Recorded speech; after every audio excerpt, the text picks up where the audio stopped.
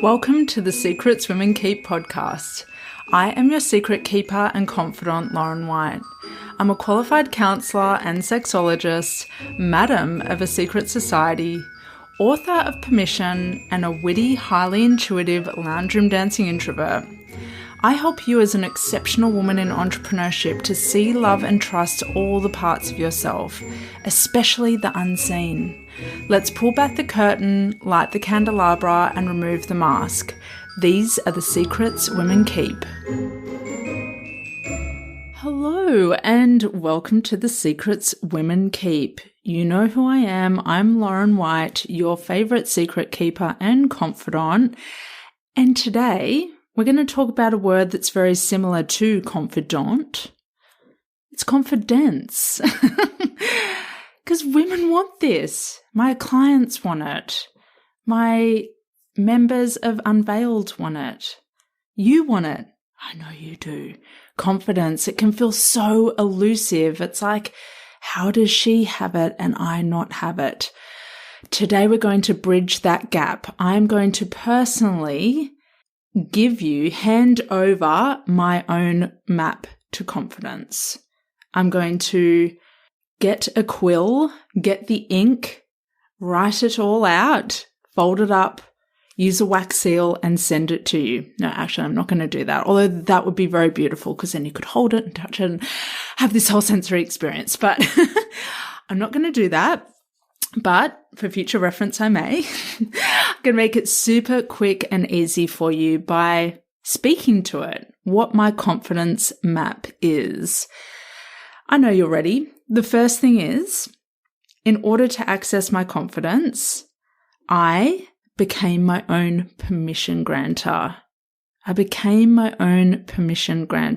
decided that I wasn't going to look to anyone else anymore to give me the green light to be who I wanted to be who I knew I was in and out of the bedroom. It's like, no, I'm going to step into the trifecta of permission granting, which is ownership, alignment, and sovereignty.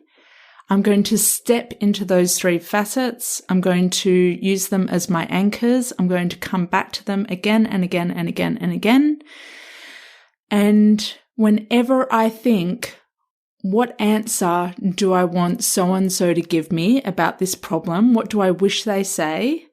I will say that thing to myself and I will take action from that answer.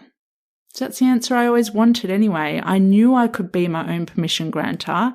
I just had to stop looking outward, slow everything down and go inward. What do I want to do?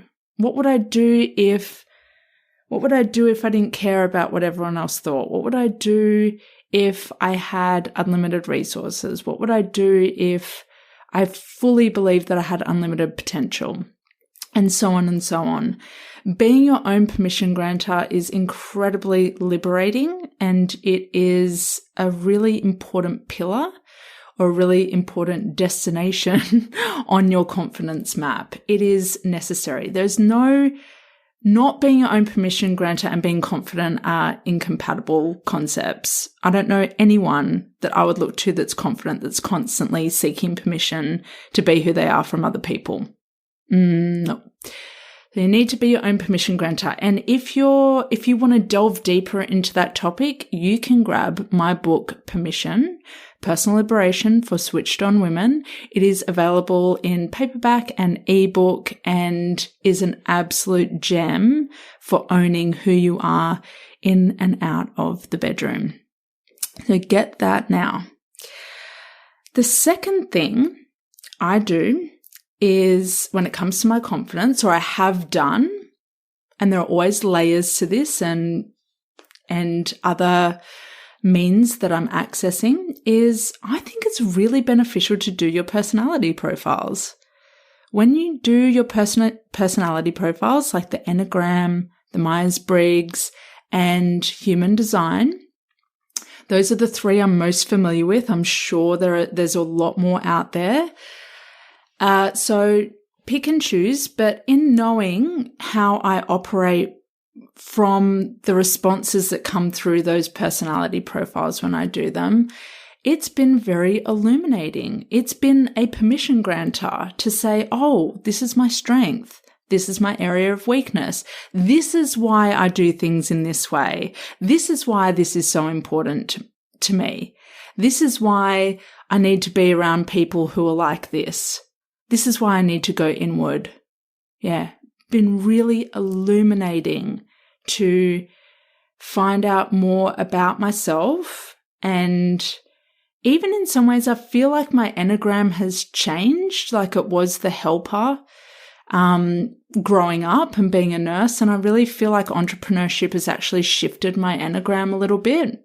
Entrepreneurship and time and maturity. And it's interesting. I'm more of a bit of a, how should I put it? A little bit more of the individualist now. So yeah, that's interesting. So if you haven't done these personalities profiles for a while, go back and revisit them. Same with Myers-Briggs. I thought I was an extrovert. Now looking back, I'm like, how on earth did I think I was an extrovert? But the reason why I thought I was an extrovert when I'm actually an introvert is because I'm confident. And I thought that introversion equals shyness and hiding away, and extroversion equals confidence. And that is completely not true. So please don't mix all those concepts up. They are all separate concepts that exist on their own. The third thing I like to do when it comes to my confidence is to know my values.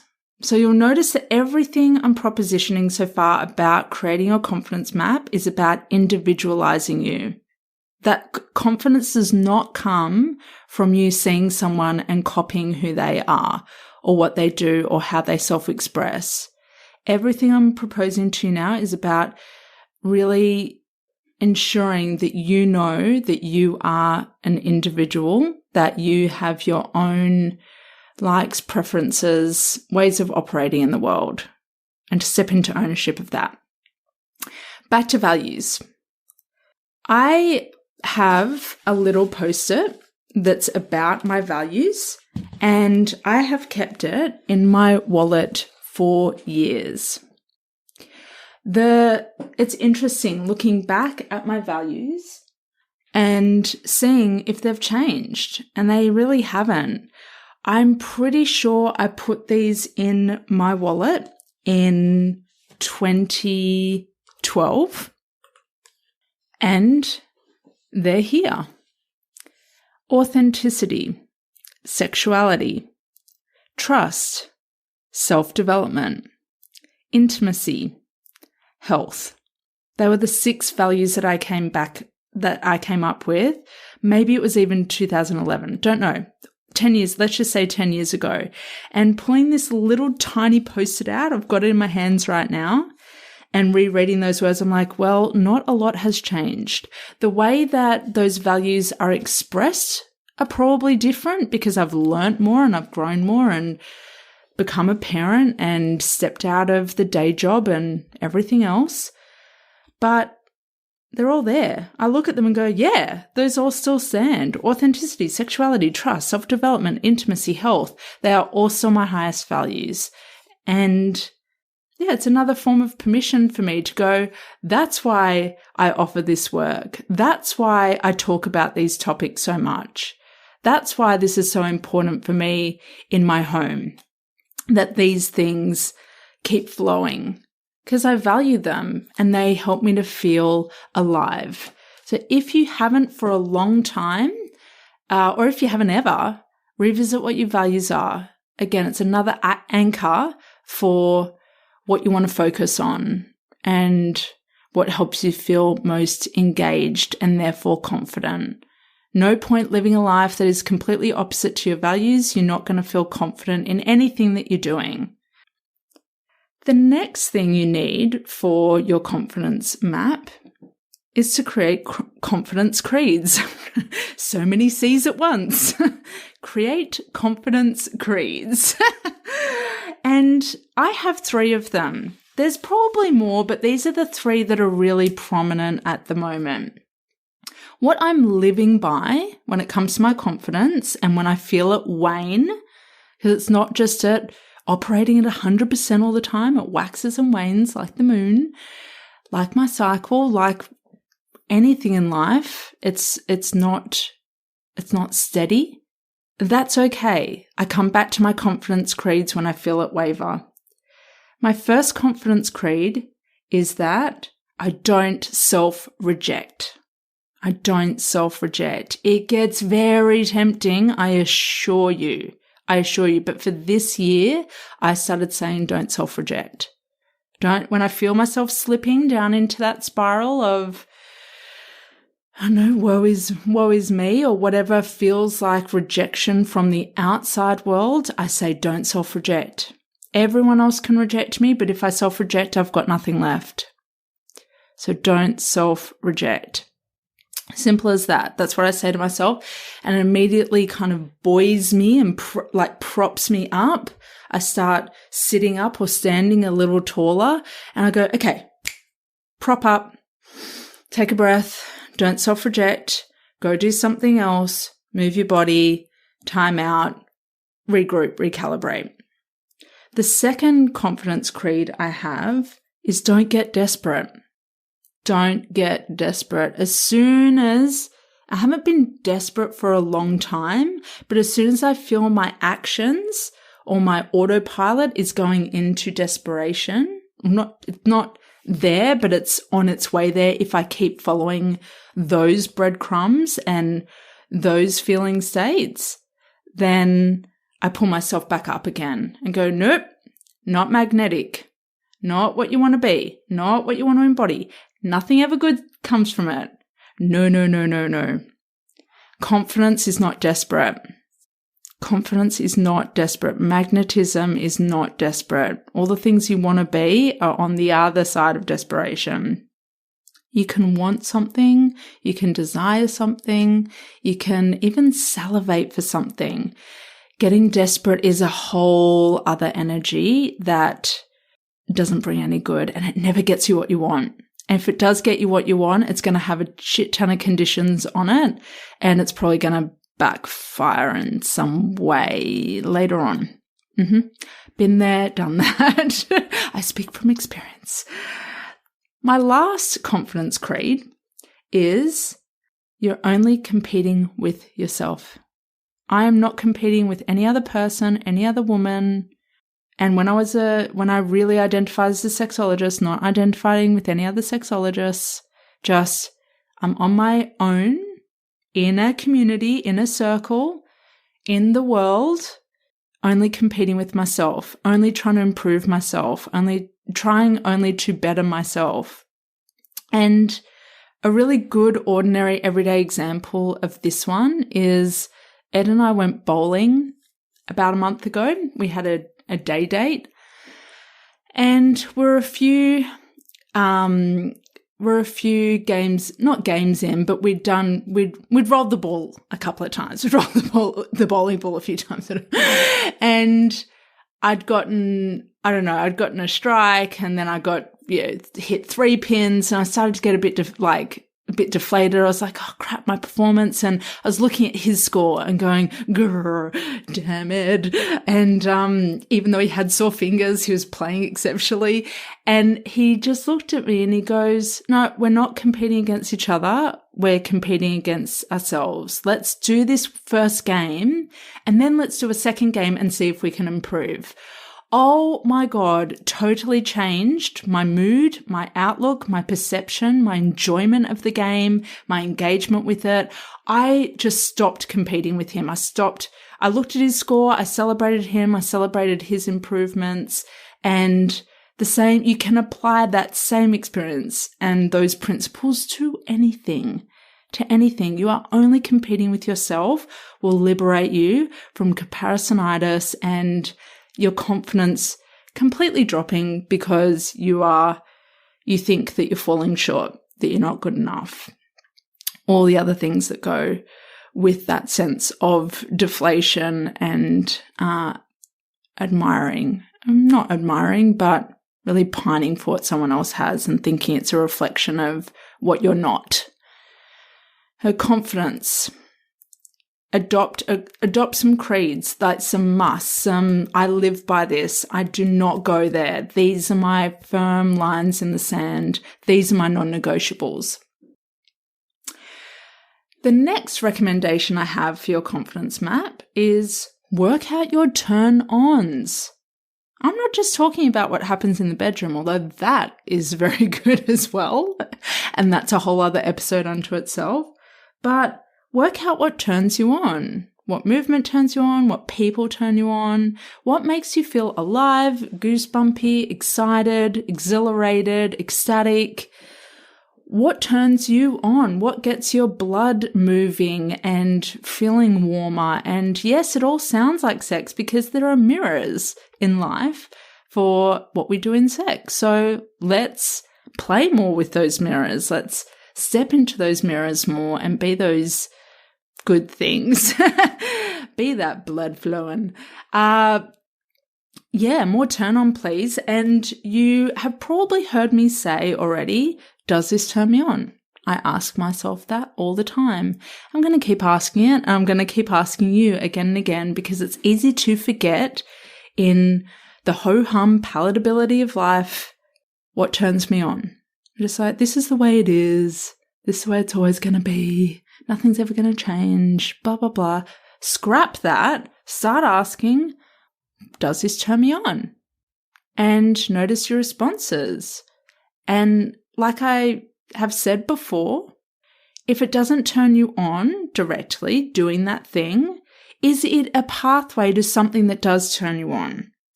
There's always things that we've got to do that we aren't necessarily hang out to do. But will it get you to a sensation of turn on or satisfaction? That's the way I like to see things. When you get to turn on, you feel more confidence because you're in alignment. All these things are connected. The turned on woman is a confident one. She's in ownership. She's in alignment. She's in her sovereignty. She's in what feels good. Pleasure is very powerful. Turn on is very powerful when it's all used, not just on an individual level, but on a community and hopefully even global level as well. When you become the confident woman by owning your turn-ons and being them and stepping into them and doing them, you give a whole ton of other women permission to do the same. And that just elevates all of us. No one is left behind. More turn on, more confidence. Your confidence map also needs you to look at yourself. Confidence isn't all about the outside, but it does play a role. Like your outward expression and appearance plays a role in your confidence. And again, it's that alignment piece. Does the inside and the outside match? Is it congruent? Does your outside reflect the turn on and the light and the joy and the color and the vitality on the inside? Really look at yourself in the mirror, hear yourself on audio or on video, even better. Really study yourself. When you study yourself, you get feedback. You start to be able to look at the nuances of how you move, how you hold yourself, how you speak. And when you can study that and work out what is congruent with confidence, where you flow with confidence and where you might be blocking yourself by your hand movements or where your voice gets quiet or where your shoulders slump, you can start to correct those things ever so gently over time so that when you do speak on camera or you do speak in person, you are in more of that confidence. So film yourself, watch yourself. You don't have to disseminate it. No one else has to see it. I've gotten a lot of valuable information into where my body shows what's going on and where my words and my body don't match. I've kind of self-studied and now I know either what I need to stop doing or what I need to correct in the moment, or what I can improve upon, so that confidence is being radiated. That's been I will be honest, that's been a really important piece, is studying my own movements and making the new movements mine. Not copying anyone else's movements, making new movements mine. So I'm completely projecting confidence when I speak and when I take photos and when I dance. The very final piece for your confidence map is embodiment. Being in your body with whatever sensations are present, whatever feelings are present. You can get into your body and be embodied right in this moment. How cool is that? You don't have to do a class. You don't have to do a big program. None of that. You can get into your body right now through one of the 4 pillars of breath, movement, touch, or sound. A confident woman is an embodied woman. There's the way that she holds herself in her body completely matches the words that she uses. You can see she's not operating from a place of fear where she's speaking so quickly that she can't breathe and she's overcompensating, or she's really, really hypermobile and moving all around out of nervousness. It's okay to be nervous, that's normal. But being confident is about trusting yourself so much that even if you feel nervous and shaky, you eventually get into a flow with what you're doing and it doesn't dominate the message that you have to give out to the world. My favorite ways of embodiment are breath, movement, touch, and sound. And you'll notice that online that I do this through dance. Dance is one of the most incredible ways to improve your own confidence in your body, to breathe, to touch, to get that pelvis rocking, all those things. And a little bit of magic is that if you put on an old piece of music, you can remember who you were, maybe at a time where you did feel confident. You can't go back to being her. Can you be like a new version of her, an upgraded version of her, and re-access that essence of confidence? Yes. There's a lot there in that confidence map. You've got some serious homework to do. Hopefully you're already doing a lot of those things. If not, go back, listen again, take notes about everything that the confidence map contains and all of my suggestions without overwhelming yourself, just one piece at a time. And if you want more, we're women that want more, right? I know I'm a woman that wants more. I have something for you. It is my Express Yourself Masterclass, and it's all about how you can learn my framework for being confident in your fullest expression without making any or all of the big mistakes that I see women make in person and online. That's not easy to admit, but the reason why I'm confident enough to admit that is because I've made all those mistakes. I don't make them anymore, and I don't want you to make them. Being confident in your fullest expression is everything. I know you want to get out of being palatable and stop stalling in your perfectionism. You want to get expressive so that we can all see, hear, and feel you, but most importantly, so that you can see, hear, and feel yourself. That is what confidence is all about. If you want in, sign up at laurenwhite.com.au/express-yourself, or I'll pop the link in the show notes so that you can just go click and you'll be taken right there. Come play. It's on in May and I'm excited. You're going to shine. It's time to express. It's time to get confident. I won't sing on the masterclass. I will probably dance, but I won't sing. Not my forte. I still do it anyway because it's part of my expression and getting the voice out there. So I can't wait to see you. It's not long now. In the meantime, you have the homework of creating your own confidence map, and let's play soon. Bye.